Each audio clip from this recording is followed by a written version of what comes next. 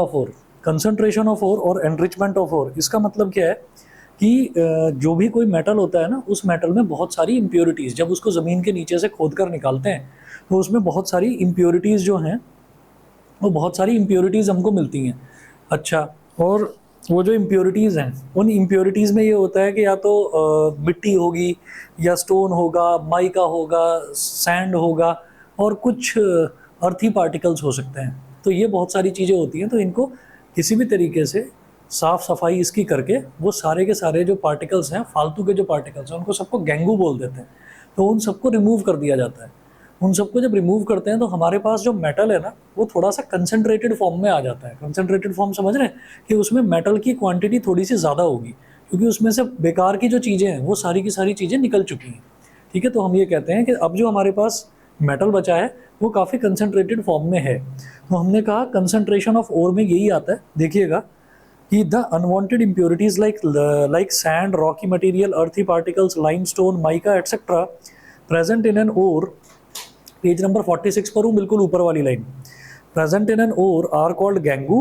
Before extracting the metal from an ore, it is necessary to remove these impurities और gangu. Mica जो है ना, बहुत बारीक बारीक पार्टिकल्स होते हैं, सैंड के जैसा ही होता है। ठीक है, जैसे सैंड होता है, तो सैंड को अगर कभी आप हाथ में लेकर ऐसे देखेंगे तो उसमें ना बहुत छोटे छोटे से ऐसे पार्टिकल्स दिखाई देंगे जो थोड़े से चमकदार से होंगे, बहुत छोटे छोटे से पार्टिकल्स होते हैं, उसको माइका बोलते हैं। क्या वो उसी से, वो जो माइका है ना, उसी माइका को कंबाइन करके बनाया जाता है। जो वो एक शीट होती है उसको सन माइका भी बोल देते हैं, वही चीज़। तो before extracting the metal from an ore it is necessary to remove these impurities और गैंगू। तो जब भी कभी हमको, ये कुछ आवाज़ आ रही है ना बाहर से,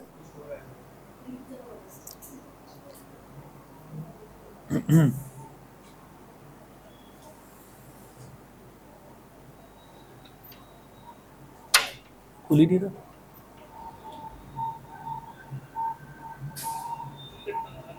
हाँ, कुछ ऐसे ही।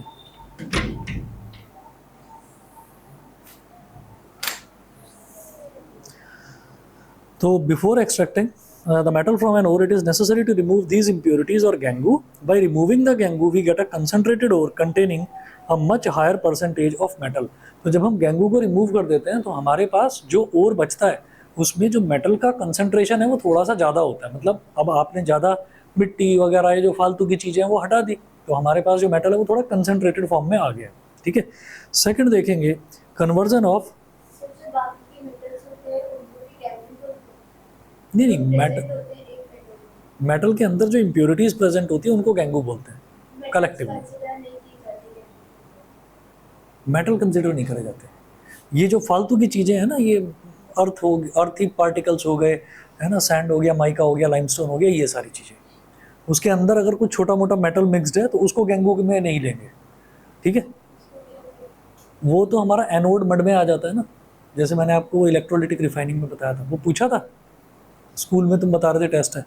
अच्छा, सेकंड देखिए conversion of concentrated ore into metal.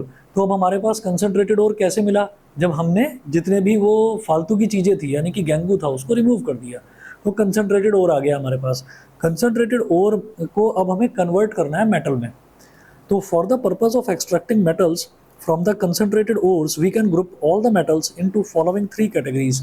तो हम जितने भी मेटल्स हैं उनको 3 कैटेगरीज में डिवाइड कर सकते हैं। एक होता है हाईली रिएक्टिव मेटल्स, दूसरी कैटेगरी है मॉडरेटली रिएक्टिव मेटल्स, और तीसरी कैटेगरी है less reactive metals. Highly reactive, moderately reactive और लेस रिएक्टिव। हाईली रिएक्टिव मतलब बहुत ज़्यादा रिएक्टिव है, मॉडरेटली रिएक्टिव मतलब थोड़ा बहुत है रिएक्टिव, बहुत ज़्यादा रिएक्टिव भी नहीं है, बहुत कम रिएक्टिव भी नहीं है, और लेस रिएक्टिव का मतलब बहुत कम रिएक्टिव है, बिल्कुल रिएक्ट नहीं करेगा। तो इसमें हमने जब इनको 3 कैटेगरीज में डिवाइड करा तो ये तीनों कैटेगरीज को हम यहाँ पर मेंशन कर देते हैं कि हाईली रिएक्टिव में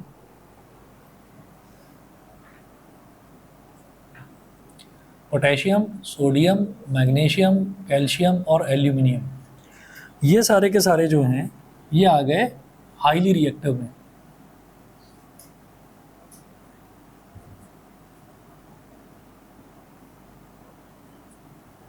हाईली रिएक्टिव मेटल्स ये इसमें आ गए।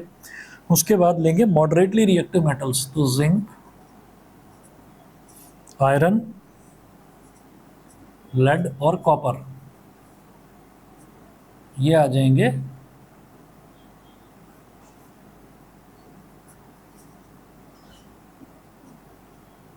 मॉडरेटली रिएक्टिव मेटल्स में, और तीसरा आएगा कॉपर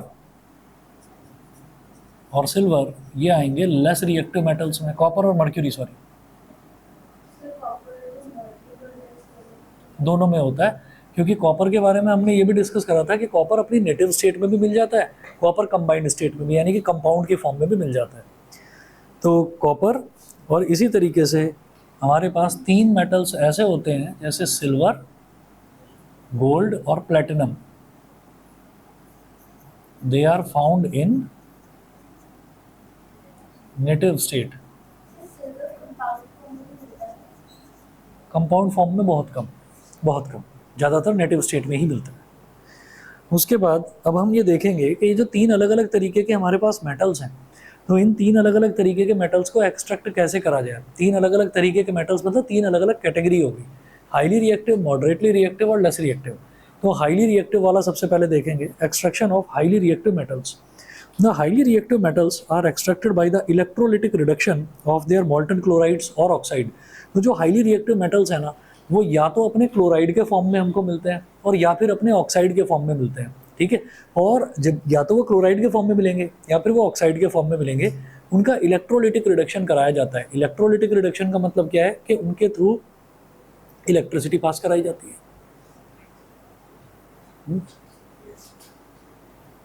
इलेक्ट्रिसिटी पास कराई जाती है, ठीक है। तो पहला देखेंगे एक्सट्रैक्शन ऑफ सोडियम मेटल। नहीं, तुम कहीं खो गए थे, मुझे ऐसा लगा।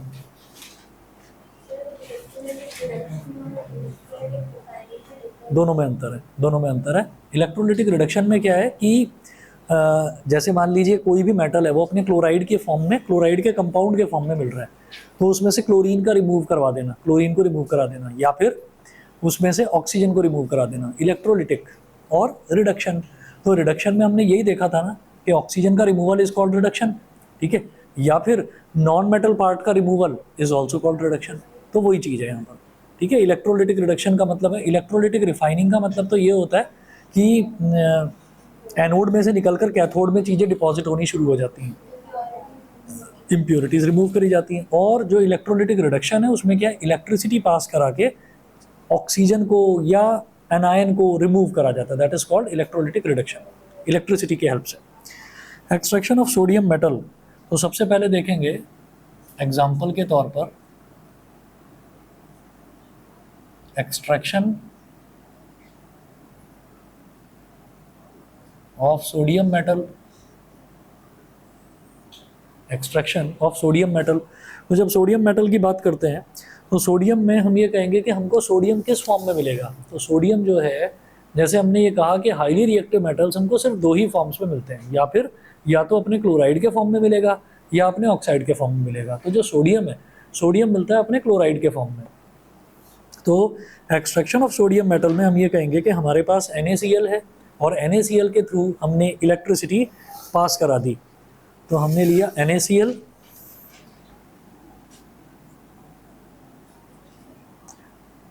लिया और इसके थ्रू हमने इलेक्ट्रिसिटी पास करा दी। तो इलेक्ट्रोलिसिस, NaCl के थ्रू जब हमने इलेक्ट्रिसिटी पास कराई तो हमारे पास क्या मिल गया हमको, यहाँ पर सोडियम मिल गया Na और साथ में क्लोरीन मिल गया, ठीक है। क्लोरीन गैसियस फॉर्म में मिलता है। तो यहाँ पर हमने ये देखा कि सोडियम क्लोराइड था हमारे पास, तो जो सोडियम मेटल है, हाईली रिएक्टिव मेटल है, ये अपने क्लोराइड के फॉर्म में हमको नेचर में मिलेगा। तो हमें सोडियम क्लोराइड लेना है अपनी मॉल्टन स्टेट में। मॉल्टन समझ गए, पिघली हुई स्टेट, ठीक है, थोड़ा सा सेमी सॉलिड फॉर्म में होगा। अच्छा, अब जब हम सोडियम क्लोराइड की बात करते हैं तो हमारे पास सोडियम अलग आ गया और क्लोरीन अलग आ गया। तो हम ये देखेंगे, यहाँ पर ये दिखाना पड़ेगा हमको कि एनोड पर क्या रिएक्शन हो रहा है और कैथोड पर क्या रिएक्शन हो रहा है। तो यहाँ लिखेंगे एट एनोड। एनोड का मतलब क्या है, मैं यहाँ पर लिख रहा हूँ पॉजिटिव टर्मिनल, पॉजिटिव टर्मिनल। तो एनोड तो है पॉजिटिव टर्मिनल, तो पॉजिटिव टर्मिनल के पास क्या जाएगा, कोई भी नेगेटिव आयन ही तो जाएगा पॉजिटिव टर्मिनल के पास में। तो नेगेटिव आयन, इन दोनों में नेगेटिव कौन सा है? क्लोरीन, ठीक है। तो क्लोरीन Cl1-। अब ये जो Cl1- है, Cl1- का मतलब क्या है कि क्लोरीन ने, मैं सिर्फ Cl की बात नहीं कर रहा हूँ, मैं कह रहा हूँ Cl1-। तो क्लोरीन आयन है, क्लोराइड आयन है। तो वो क्लोराइड आयन बना कैसे? उसने एक इलेक्ट्रॉन ले लिया तभी तो बना। उसने एक इलेक्ट्रॉन ले लिया तो एक इलेक्ट्रॉन उसके पास ज़्यादा है, ठीक है। तो वापस क्लोरीन कब बनेगा? जब वो ज़्यादा बाहर से लिया हुआ इलेक्ट्रॉन वो छोड़ देगा, रिमूव कर देगा, ठीक है भाई। Cl1- का मतलब क्या है कि वैसे तो उसके पास आउटर मोस्ट शेल में 7 इलेक्ट्रॉन थे, क्लोरीन का 17 होता है ना एटॉमिक नंबर, तो 7 इलेक्ट्रॉन थे। उसने एक इलेक्ट्रॉन बाहर से लेकर 8 बना दिया, तभी तो क्लोराइड आयन बना। हम तो चाहते हैं कि नहीं नहीं, मेरे को तो क्लोरीन चाहिए, मेरे को क्लोराइड आयन नहीं चाहिए, मेरे को तो क्लोरीन चाहिए। तो हम क्या करेंगे कि यहाँ से एक इलेक्ट्रॉन जो इसके पास एक्स्ट्रा था लेने की वजह से, बाहर से इलेक्ट्रॉन लेने की वजह से, वो एक इलेक्ट्रॉन ये छोड़ देगा, डोनेट कर देगा। जब छोड़ देगा तो वापस से Cl बन गया। अब भाई Cl तो मिलता नहीं है हमको, हमको तो Cl2 मिलता है डाई एटमिक स्टेट में। तो क्या करिए, इधर भी 2 लगाइए, इधर भी 2 लगाइए और इधर भी 2 लगाइए, तो एनोड पर ये रिएक्शन हो गया। समझ गए? सही है। अब बात करते हैं कैथोड की। एट कैथोड, तो कैथोड क्या है? Negative terminal. नेगेटिव टर्मिनल, अब नेगेटिव टर्मिनल के पास अट्रैक्ट होकर कौन जाएगा? Positive ion. पॉजिटिव आयन क्या? Na। तो Na का जो आयन है वो क्या होता है? Na1+ होता है। तो 1+ कैसे हुआ? क्योंकि सोडियम ने एक इलेक्ट्रॉन डोनेट कर दिया, यानी कि सोडियम के पास एक इलेक्ट्रॉन कम है क्योंकि उसने एक इलेक्ट्रॉन डोनेट कर दिया। तो वापस से सोडियम बनने के लिए उसको, जो उसने अपना एक इलेक्ट्रॉन डोनेट करा है उसको वो वापस चाहिए। तो वापस चाहिए कैसे? क्या उसका मतलब क्या है? एक इलेक्ट्रॉन ये लेगा। जब ये एक इलेक्ट्रॉन लेगा तो आपके पास सोडियम मिल जाएगा, बस ये। और जो रिएक्शन आप देखेंगे नोट्स में जो दे रखा है उसमें ये है कि भाई इस रिएक्शन को बैलेंस कर दिया। बैलेंस करने के बाद जैसे यहाँ पर Na+Cl2 है, तो यहाँ पर क्लोरीन का तो 2 था, ठीक है। अब बैलेंस करने के लिए यहाँ पर भी आपने 2 लगाया, तो फिर इधर सोडियम के आगे भी 2 लगाना पड़ेगा, सोडियम के आगे भी 2 लगा दिया, हो गया काम। समझ गए होंगे? तो जब यहाँ पर सोडियम हमारे पास 2 है, तो फिर हमने क्या करा? अच्छा, इधर भी 2 लगा दो, इधर भी 2 लगा दो, इधर भी 2 लगा दो, हो गया, ठीक है। ये जो 2 है ये सोडियम में ना भी लगाओ तो भी चलेगा। यहाँ क्लोरीन में लगाना जरूरी है क्योंकि Cl तो डाइएटमिक स्टेट में ही एग्जिस्ट करेगा, सिंगल Cl नहीं मिल सकता। सोडियम का हमने कहा कि चलो Na भी लिख देंगे तो भी चलेगा, कोई बात नहीं। बताइए जी, ये तीनों रिएक्शन क्लियर है? तो ये कैथोड और एनोड का रिएक्शन भी आपको दिखाना पड़ेगा एक्सट्रैक्शन ऑफ मेटल्स में, ठीक है। अच्छा, और सभी बच्चों को ये बता देता हूँ मैं कि जैसे हम यहाँ पर नोट्स में कर रहे हैं ना, नोट्स में से आपने जैसे जितने भी टॉपिक्स मैंने बताए वो आपने लर्न कर लिए, रिएक्शंस लर्न कर ली। ये सब कुछ करने के बाद भी साइंस में नंबर नहीं आ सकते जब तक आप क्वेश्चंस की प्रैक्टिस नहीं करेंगे। और क्वेश्चंस के लिए मैं आपको बताता हूँ, या तो केमिस्ट्री में साइंस की पूरी बुक ही आती है ऑल इन वन अरिहंत की, या तो ऑल इन वन ले लीजिए, नहीं तो एक एग्जाम आइडिया आती है वो ले लीजिए। दोनों ही ठीक है, दोनों ही ठीक है। लेकिन बस इस चीज़ का ध्यान रखना, लेना लेटेस्ट वाली, क्योंकि अगर आप कहोगे कि नहीं मेरे भाई की थी या मेरे किसी रिश्तेदार की थी वो 6-7 साल पुरानी, भाई वो मत लेना, उसमें कोई फ़ायदा नहीं हुआ। क्योंकि तब ना short answer, long answer, 100 words वाले क्वेश्चन वो आते थे। अभी MCQs बढ़ गए हैं बहुत ज़्यादा, तो आपको वो वाली लेनी है जो लेटेस्ट है। तो ये दोनों बुक्स हैं, ये बड़ी भरोसेमंद बुक्स हैं, मतलब इसके जो सॉल्यूशंस हैं वो अच्छे हैं, उनमें गलतियाँ नहीं हैं, क्वेश्चंस तो वही मिलेंगे सब जगह। हाँ, लखमीर सिंह जो है ना, लखमीर सिंह एक टेक्स्ट बुक है। तो लखमीर सिंह, अब जैसे हमने नोट्स बना रखे हैं लखमीर सिंह में से ही बना रखे हैं, तो ये नॉलेज के लिए अच्छी है। लेकिन क्या है ना कि पेपर में तो मेरे को क्वेश्चन परफॉर्म करने हैं ना, और क्वेश्चंस के लिए अगर क्वेश्चन करा हुआ आ जाएगा, अभी फॉर एग्जांपल क्या, ट्रिग्नोमेट्रिक आइडेंटिटीज़ है, ट्रिग्नोमेट्रिक आइडेंटिटीज़ में 3 ही तो आइडेंटिटी लग रही हैं। अभी किसी बच्चे ने क्वेश्चन प्रैक्टिस नहीं कर रखी है तो वो कहेगा यार आइडेंटिटी तो तीनों करके गया था, मैं तीनों की तीनों आइडेंटिटी याद है, मेरे को क्वेश्चन नहीं हिला मेरे से। वो प्रैक्टिस करनी बहुत ज़रूरी है। ऐसी इसी तरह से मैं कह रहा हूँ कि जैसे साइंस है ना, तो साइंस में क्वेश्चन सीधा सीधा नहीं देते, थोड़ा सा घुमा कर देते हैं। और फिर उसके बाद में अभी फॉर एग्जांपल आपको पता है कि भाई मतलब कोई भी रिएक्शन है, उस रिएक्शन में कार्बन डाइऑक्साइड गैस प्रोड्यूस हो रही है, और वहाँ पर वो कहेंगे a gas is produced which is used in fire extinguisher, तो वो ये बोल देंगे। आप ये कहेंगे यार पता नहीं कहाँ से क्वेश्चन आ गया, सीधा सीधा भी तो बोल सकते थे कार्बन डाइऑक्साइड, वो सीधा सीधा बोलेंगे ही नहीं, वो ऐसे ही घुमा फिरा कर बोलेंगे आपकी नॉलेज जज करने के लिए। तो इसलिए आप अगर प्रैक्टिस करेंगे ना क्वेश्चंस की, जब तक प्रैक्टिस नहीं करेंगे, क्योंकि अब तक हम अगस्त खत्म होने वाला है, सितंबर शुरू होने वाला है, तो अब आप ये देखिएगा कि आधा तो सिलेबस हो ही चुका है। तो जब तक क्वेश्चंस की प्रैक्टिस नहीं होगी तब तक कुछ बात नहीं बनेगी, ठीक है ना, तभी अच्छे नंबर आएंगे। आप पूरा पूरा नोट्स लर्न करके चले जाओ और अल्टीमेटली नोट्स ही उठा के फेंक दोगे, यार क्या है यार ये, इससे तो कोई पेपर ही नहीं आ रहा है। और जब आप प्रैक्टिस करोगे क्वेश्चन की, अच्छा हाँ भाई इसका आंसर तो हाँ ठीक है ये दे रखा था, तो आप कोई भी क्वेश्चन उठाइए, मैं आपको दिखाऊंगा कि हर क्वेश्चन का जो आंसर है वो नोट्स में से अगर आपने पढ़ रखा है तो आप एटलीस्ट दिमाग लगा पाओगे। एक क्वेश्चन, दो क्वेश्चन, तीन क्वेश्चन, जैसे जैसे आपको पता चलता जाएगा ना कि हाँ हो रहे हैं, तब मज़ा आएगा, नहीं तो परेशानी रहेगी। समझ रहे? तो हम क्या कर रहे हैं यहाँ पर साइंस में हम जो टॉपिक्स हैं, पूरा पूरा जो चैप्टर है वो पूरा पूरा चैप्टर हम पढ़ रहे हैं। मैथ्स में हम पूरा चैप्टर नहीं पढ़ रहे हैं। मैथ्स में क्योंकि जो थ्योरेटिकल पोर्शन है वो बड़ा कम होता है, तो हम साथ साथ क्वेश्चंस की प्रैक्टिस कर रहे हैं। तो मैथ्स में वो दिक्कत नहीं आने वाली आपको। मैथ्स में आप आर.डी. शर्मा से कर लो, टेक्स्ट बुक है, आर.एस. अग्रवाल से कर लो, टेक्स्ट बुक है। और अगर कोई पिछले साल के पेपर, सैम्पल पेपर उठाओगे तो उसमें भी वही क्वेश्चंस मिलेंगे। वहाँ तो आप क्वेश्चंस ही प्रैक्टिस कर रहे हैं ना, यहाँ क्वेश्चंस की प्रैक्टिस कहाँ हो रही है? यहाँ तो हम कंटेंट पढ़ रहे हैं पूरा का पूरा जो सिलेबस का है। तो इसलिए क्वेश्चंस जरूर करिएगा, नहीं तो मतलब धोखा हो जाएगा आपके साथ, ठीक है ना। चलिए जी आगे चलता हूँ मैं। अब ऐसे ही यहाँ पर देखिए ये दोनों, ये जो NaCl वाला रिएक्शन है, एनोड वाला और कैथोड वाला रिएक्शन दे रखा है। उसके बाद नीचे नोट करके मेंशन किया है कि लाइक Na यानी कि sodium, like sodium potassium can also be extracted from potassium chloride. तो पोटेशियम को भी पोटेशियम क्लोराइड से एक्सट्रैक्ट किया जा सकता है। कैसे कर सकते हैं? इसका रिएक्शन क्यों नहीं दिया? क्योंकि सोडियम और पोटेशियम के रिएक्शन एक जैसे ही होते हैं। आप कहो तो मैं लिख देता हूँ कि जो पोटेशियम है ना, पोटेशियम भी अपने क्लोराइड की फॉर्म में मिलता है नेचर में, यानी कि जब खुदाई करते हैं तो हमको क्या मिला, हमको KCl मिल गया, पोटेशियम क्लोराइड। अब पोटेशियम क्लोराइड का भी हमने क्या करा दिया, इलेक्ट्रोलिसिस करा दिया। पोटेशियम क्लोराइड का भी हमने इलेक्ट्रोलिसिस करा दिया। जब इलेक्ट्रोलिसिस कराया पोटेशियम क्लोराइड का, तो हमें यहाँ पर क्या मिल गया, K मिल गया, और यहाँ क्या मिल गया, यहाँ मिल गया Cl2। तो K प्लस Cl2, KCl, जब इसका इलेक्ट्रोलिसिस कराया तो क्या मिला, K प्लस Cl2। अब क्या करेंगे यहाँ पर भी देखिए कि एट कैथोड, कैथोड क्या है, वही नेगेटिव टर्मिनल। तो कैथोड नेगेटिव टर्मिनल है तो उसके पास क्या जाएगा, ये पॉजिटिव वाला जाएगा। तो पॉजिटिव मतलब कि 1+1+ कैसे बना, इसके आउटर मोस्ट शेल में एक इलेक्ट्रॉन था, इसने वो एक इलेक्ट्रॉन डोनेट कर दिया।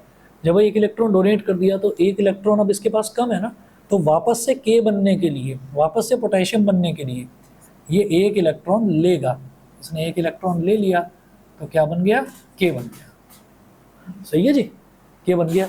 अच्छा, अब ये तो कैथोड हुआ। कैथोड के बाद में बात करते हैं एनोड की। तो एनोड क्या है, पॉजिटिव टर्मिनल, तो उसके पास Cl जाएगा। तो एनोड का रिएक्शन बिल्कुल ऐसा ही है जैसा ही है, तो उसमें कुछ करके दिखाने की जरूरत नहीं, ठीक है। तो हमने दो हाईली रिएक्टिव मेटल देखे, एक पोटेशियम देखा, एक सोडियम देखा, दोनों ही अपने क्लोराइड्स की फॉर्म में नेचर में मिलते हैं। अगला देखते हैं एल्यूमिनियम।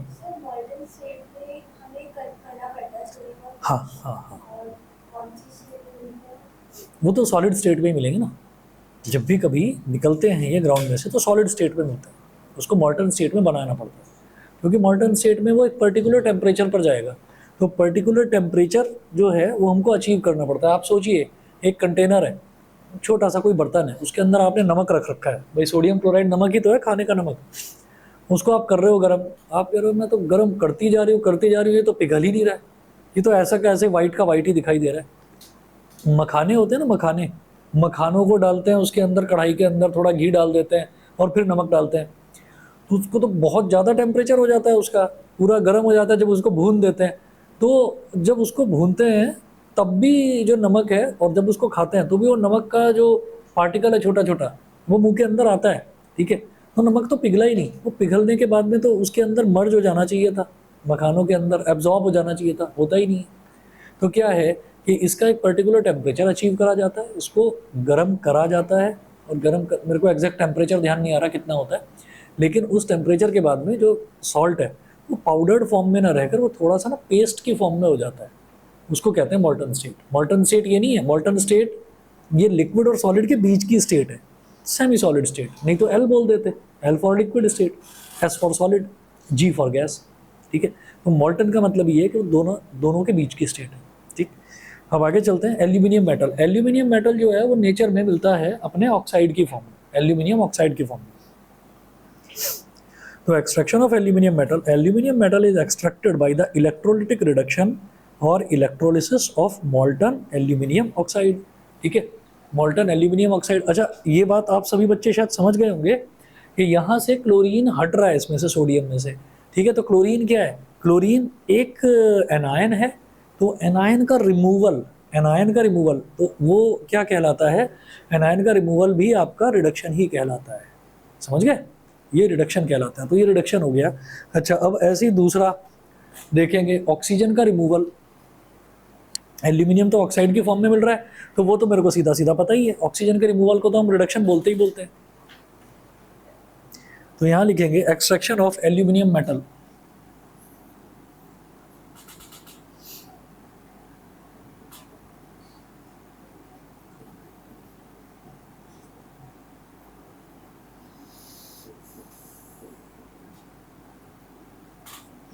इसके बाद एक ही चैप्टर बचेगा आपका, carbon and its compounds, chemistry का। Aluminium metal is extracted by the electrolytic reduction और electrolysis of molten aluminium oxide. तो Al2O3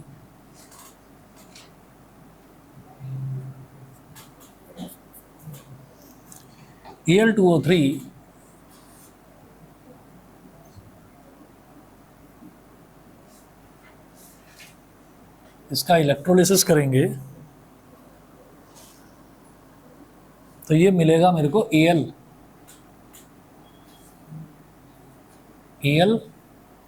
और ऑक्सीजन बैलेंस कर लो, इधर 3 है इधर 2 है, तो इधर 3 लगा दो, इधर 2 लगा दो, इधर 4 लगा दो, तो ये तो हो ही गया।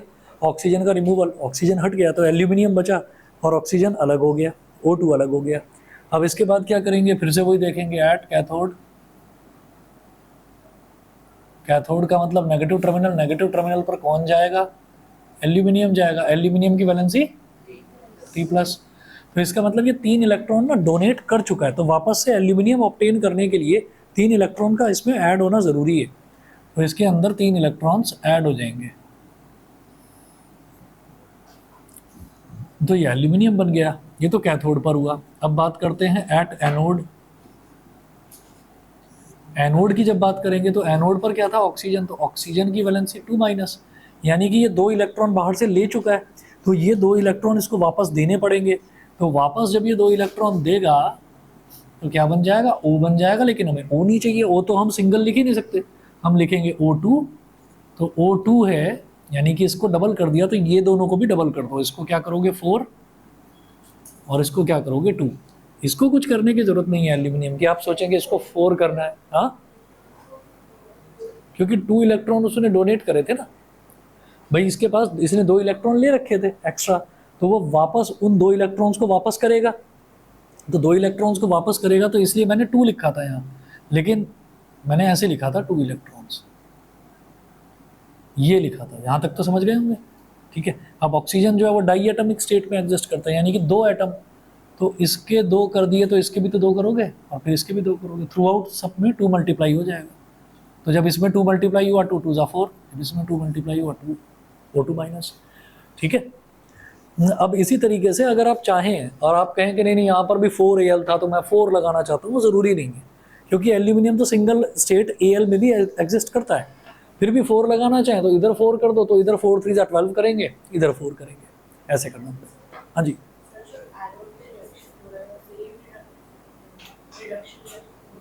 उसको रिडक्शन इसलिए बोलते हैं ना, क्योंकि अच्छा यहाँ रिडक्शन नहीं हो रहा है, यहाँ तो हम ये दिखा रहे हैं कि एनोड जो है वो पॉजिटिव टर्मिनल है, तो पॉजिटिव टर्मिनल पर क्या जाएगा? नेगेटिव आयन जाएगा। तो नेगेटिव आयन तो ऑक्सीजन था, O2- था, लेकिन हमको इस रिएक्शन में ऑक्सीजन मिल रहा है। तो ऑक्सीजन जो मिल रहा है वो कैसे मिल रहा है कि जो आयन था, आयन कैसे बना था? 2 इलेक्ट्रॉन उसने एक्स्ट्रा ले लिए थे, तो लिए हुए 2 इलेक्ट्रॉन्स को वापस दे दो तो एटम में कन्वर्ट हो जाएगा, तो वापस से वो ऑक्सीजन में कन्वर्ट हो गया। ये है, और कुछ नहीं। गोल्ड वाला मैंने देखा ही नहीं, अभी देख लूँगा। पहले क्लास हो जाए उसके बाद बताता हूँ। तो during the electrolysis of molten aluminium oxide the following reactions takes place. Cathode का हो गया, एनोड का हो गया, ये वही है जो मैंने बता दिया आपको। अब अगला देखिएगा, extraction of moderately reactive metals. अब बात करेंगे मॉडरेटली रिएक्टिव मेटल्स की। मॉडरेटली रिएक्टिव का मतलब है, मतलब बहुत ज़्यादा रिएक्टिव नहीं है, बहुत कम भी नहीं है, मॉडरेट है, मॉडरेट है। The moderately reactive metals which are in the middle of the reactivity series are extracted by the reduction of their oxides with carbon, aluminium, sodium और कैल्शियम। ठीक है, तो रिडक्शन ऑफ देयर ऑक्साइड्स। तो जो moderately reactive metals हैं ना, moderately reactive metals के oxides ही होते हैं, और ऑक्साइड्स को रिड्यूस करा जाता है किसकी हेल्प से?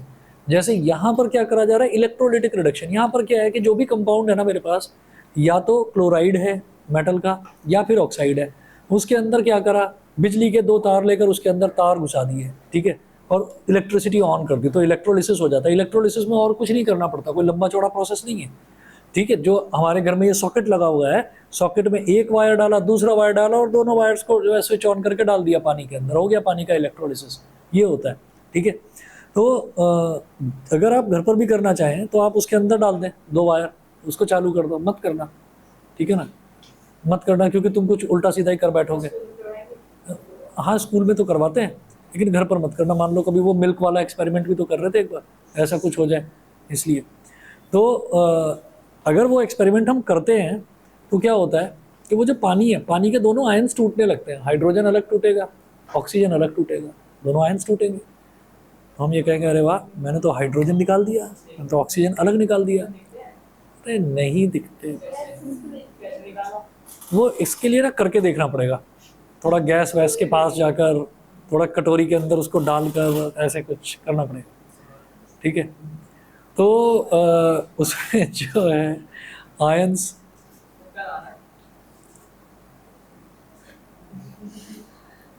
हे भगवान, अरे भाई तुम बस, तुम ये बताओ तुम पास तो हो जाओगे ना? ठीक है, बुला लूंगा, आ जाना। उसको तो मैं बुला रहा हूँ कल, रक्षाबंधन की छुट्टी थी। बताओ अगर आप लोग आना चाहें तो कल मैं क्लास अगर लेना चाहूँ तो, अगर आप सब लोग आना चाहें।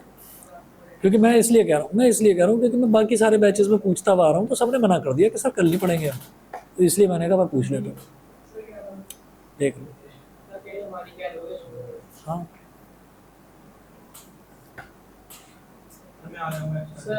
तो मैं तो बुलाऊंगा ही मैं। चलो ठीक है।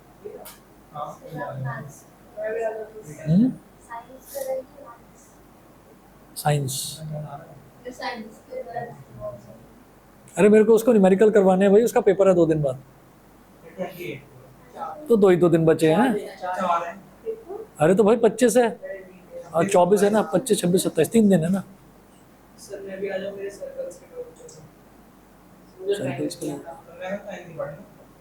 साइंस ही करा, साइंस कर लेते हैं, कल बात को समझो।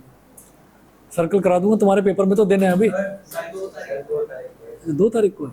तो सर्कल है या एरिया रिलेटेड टू सर्कल? अच्छा अच्छा, मुझे व्हाट्सएप करके छोड़ देना, मैं बुला लूँगा।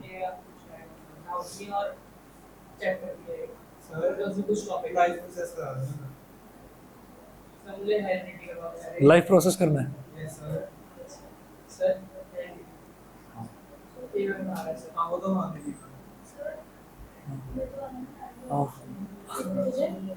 बता दूंगा, सबको बता दूंगा। एपी करवा दूं कल, है ना। चलो जी, आगे चलते हैं, जरा ये कर लेते हैं एक बार। Extraction of moderately reactive metals. The moderately reactive metals which are in the middle of the reactivity series are extracted by the reduction of their oxides with carbon, aluminium, sodium और कैल्शियम। तो अब क्या करा जाता है कि moderately reactive metals जो है ना, मॉडरेटली रिएक्टिव मेटल्स का रिएक्शन, मॉडरेटली रिएक्टिव मेटल्स जो है वो अपने ऑक्साइड की फॉर्म में मिलते हैं। अब उनका रिएक्शन जो है वो कार्बन, एल्यूमिनियम, सोडियम या कैल्शियम के साथ करवाया जाता है। ये हैं चारों मॉडरेटली रिएक्टिव। तो इनका रिएक्शन कार्बन के साथ और एल्यूमिनियम के साथ या सोडियम के साथ, इनके सबके साथ करवाया जाता है, और वो रिड्यूस हो जाते हैं। रिड्यूस होने का मतलब क्या है कि ऑक्सीजन छोड़ देते हैं।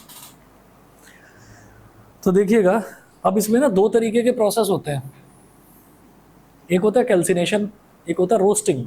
ठीक है, रोस्टिंग, रोस्टिंग का मतलब क्या होता है? भून देना किसी को, है ना, भुट्टा भूनना, हाँ बिल्कुल वही। तो जब हम भुट्टा भूनते हैं तो भुट्टा भूनने के लिए क्या करते हैं कि गैस है ना, गैस के ऊपर भुट्टे को रख देते हैं। ठीक है, हाँ हाँ, तो उसको भून देते हैं। अब जब भूनते हैं तो आसपास ऑक्सीजन तो है ना, क्या चट चट चट चट करके आवाज़ आती है, फिर उस पर नींबू लगाते हैं, फिर खा जाते हैं, उसके मुंह में पानी आ रहा है। ठीक है, अब जरा देखिएगा कि जब उसको भूनते हैं तो भूनने से होता क्या है कि ऑक्सीजन की, सिक जाता है, ऑक्सीजन की प्रेजेंस रहती है।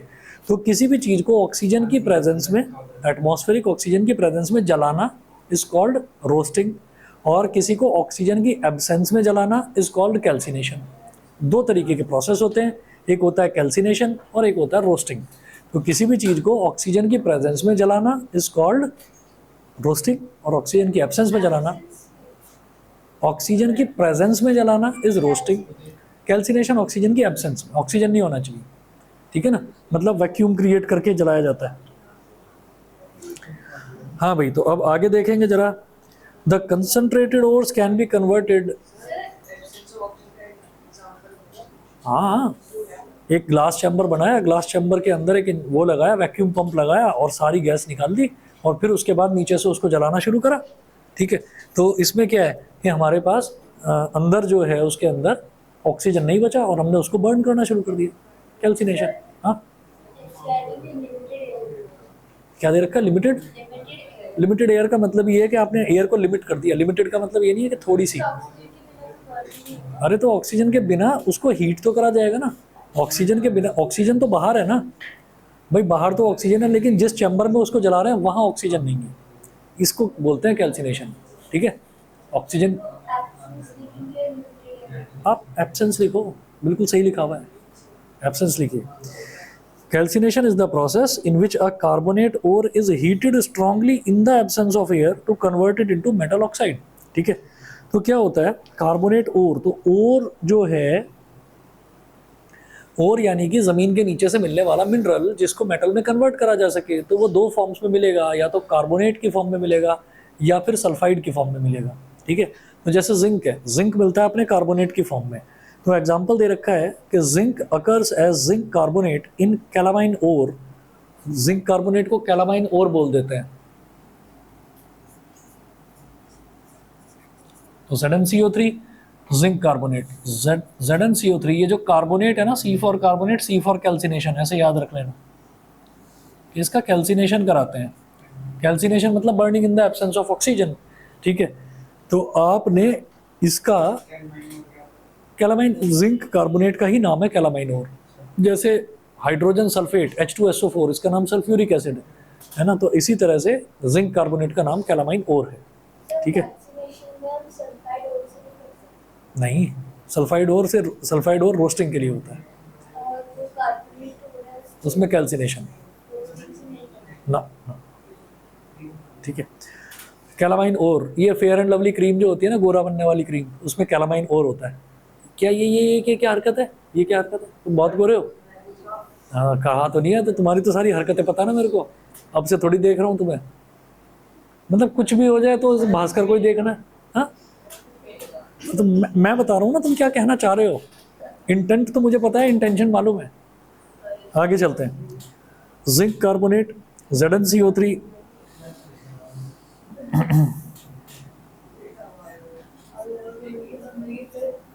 ZnO plus CO2। ठीक है, अब इसमें क्या हुआ कि हमने इन द एब्सेंस ऑफ ऑक्सीजन, यानी कि कैल्सिनेशन हमने कराया, जिंक कार्बोनेट को हमने जलाना शुरू करा। ठीक है, एब्सेंस ऑफ ऑक्सीजन में जलाना शुरू करा, तो जिंक कार्बोनेट जब जला तो जिंक ऑक्साइड मिला और कार्बन डाइऑक्साइड मिला, ZnO प्लस CO2। तो हमने करा क्या? कैल्सिनेशन। अच्छा, ये वाला, ये तो भाई कहलाएगा डिकम्पोजिशन, है ना। अब आगे चलते हैं, अब देखते हैं अगला, रोस्टिंग देखते हैं। तो रोस्टिंग में क्या है? Roasting is the process in which a sulphide ore is strongly heated in the presence of air To convert it into metal oxide, example, zinc occurs as zinc sulfide in zinc blend ore. तो zinc blend ore ZnS. अब अगर zinc जो है वो दो तरीके से मिलता है नेचर में, या तो कार्बोनेट ओर की फॉर्म में या सल्फाइड ओर की फॉर्म में।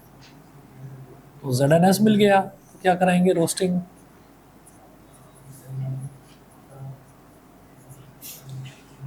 तो ये भी ZnO अलग हो जाएगा इसमें, और SO2 अलग हो जाएगा, सल्फर डाइऑक्साइड। हाँ,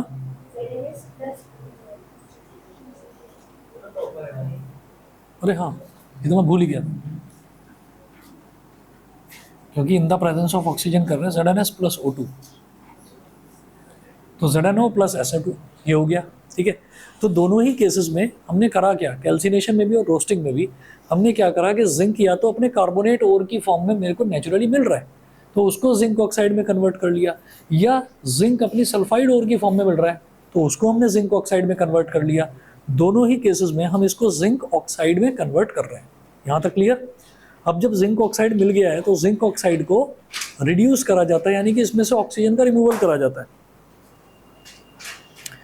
The metal oxides obtained after calcination or roasting of ores are converted to the free metal by using reducing agents like carbon, aluminium, sodium और calcium.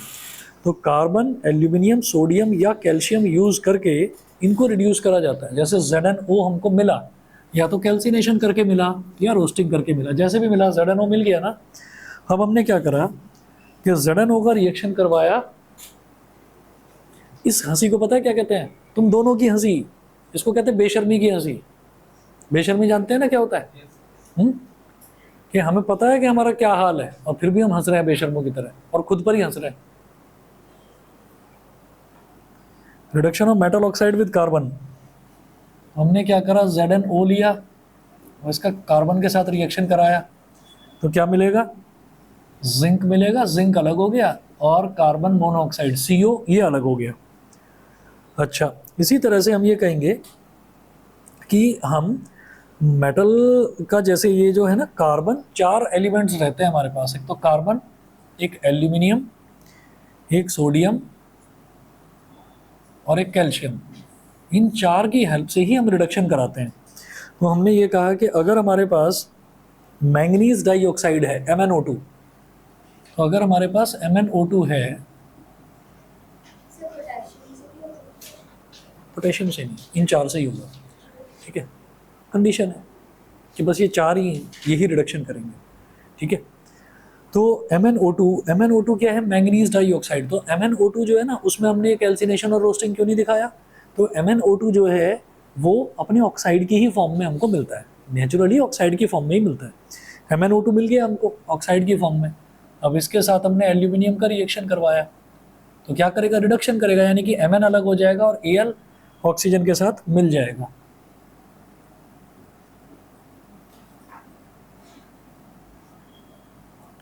Al2O3। The reduction of manganese dioxide with aluminium is a highly exothermic reaction। बहुत exothermic reaction, मतलब बहुत ज़्यादा heat produce होती है इसमें। ठीक है, इसके बाद देखिएगा, एक है थर्माइट रिएक्शन। अब थर्माइट रिएक्शन क्या होता है, आयरन भी जो है ना, नेचुरली जब हम आयरन की बात करते हैं तो आयरन या तो अपने हेमेटाइट ओर की फॉर्म में मिलेगा हमको,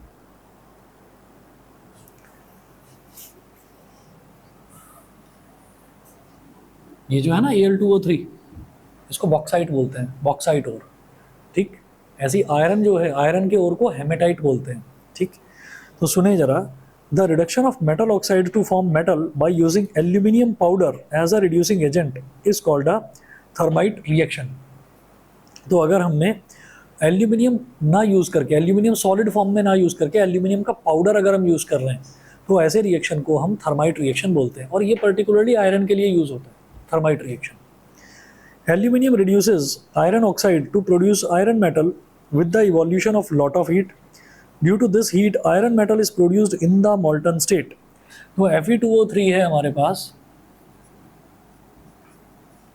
आयरन ऑक्साइड, और इसका हमने रिएक्शन करवाया Al के साथ में। Al अपनी पाउडर्ड फॉर्म में है,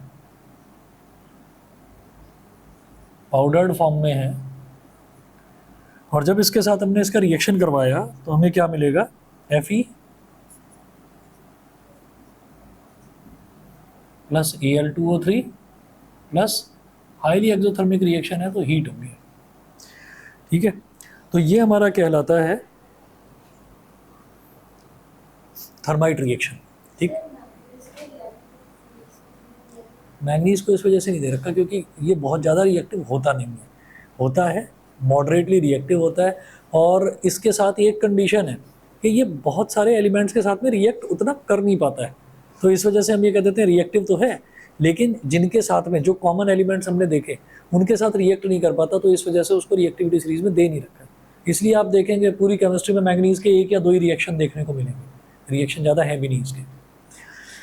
ठीक है, थर्माइट रिएक्शन के बाद में लेस रिएक्टिव मेटल्स है, थोड़ा सा ही बचा हुआ है, और रिफाइनिंग 2-3 पेज का चैप्टर बच रहा है आपका। ठीक है, नेक्स्ट क्लास में देख लेंगे।